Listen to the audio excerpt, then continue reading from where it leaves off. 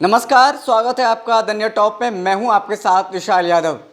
Social media पर बिहार के उप मुख्यमंत्री रेणु देवी का एक गाली वाला वीडियो वायरल हो रहा है, जिसके बाद लगातार रेणु देवी को टारगेट किया जा रहा है। तमाम जो व्यूअर्स हैं, उन्होंने कई लोग ऐसे जो कमेंट करके ये कह रहे हैं कि सार्वजनिक जीवन में इस तरह का जो गाली गलौज है ये नहीं करना चाहिए। और साथ ही साथ आपको बता दें कि बिहार की राजनीति में भी सत्ता पक्ष और विपक्ष राजनीतिक पाठ पढ़ा रही है।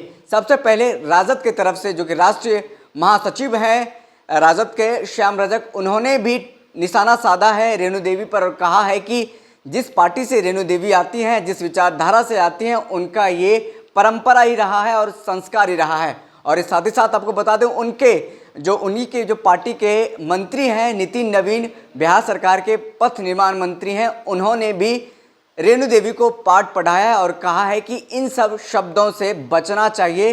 राजनीतिक जो मर्यादा है उस मर्यादा में रह करके काम करना चाहिए। जो भी आवेश में आकर के उन्होंने अगर कहा है तो ये गलत है।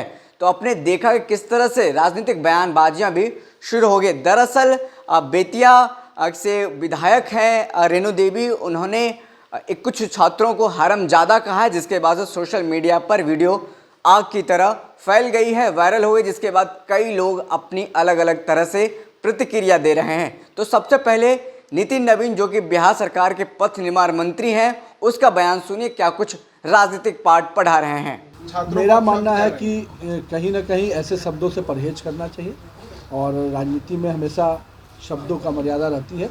हो सकता है आवेशवश उन्होंने गलत शब्दों का प्रयोग किया होगा, तो निश्चित रूप से उसको परहेज करना चाहिए। और हम हमेशा मानते हैं कि राजनीति की अपनी जो मर्यादा है उस मर्यादा में रहकर काम करना। तो आपने सुना कि नितिन नवीन क्या कुछ कह रहे थे, अपनी राजनीतिक मर्यादा की बात कह रहे थे और साथ ही साथ आवेश में आकर के सार्वजनिक जीवन में जो लोग जीते हैं मंत्री के तौर पे, उसको इस तरह का बयानबाजी या गाली गलौज से बचना चाहिए, वो नसीहत देते हुए नजर आ रहे हैं। और साथ ही साथ आप श्याम रजक का बयान सुनिए जो कि राजद के राष्ट्रीय महासचिव हैं। नजर आ रही हैं हरमजादा, क्या लगता है बिहार की राजनीति में भाषाओं का मुझे कोई आश्चर्य नहीं लग रहा है। इसलिए आश्चर्य नहीं लग रहा है कि राष्ट्रीय स्वयं सेवक संघ, विश्व हिंदू परिषद, भारतीय जनता पार्टी का यही संस्कार है और कोई व्यक्ति अपने संस्कार से अलग नहीं जा सकता है। तो अपने संस्कार के तहत अगर कोई बात बोलते हैं अपशब्द, तो उनका संस्कार है, उनको संस्कार मुबारक हो। और बड़े पद पर हैं, डिप्टी सीएम है बिहार की। भैया मेरे जो बचपन से जो संस्कार मिलेगा, जिस विद्यालय में आपको संस्कार मिलेगा, जिस शिक्षक के द्वारा आपको संस्कार मिलेगा, उस संस्कार में ही ना आप ढले रहिएगा।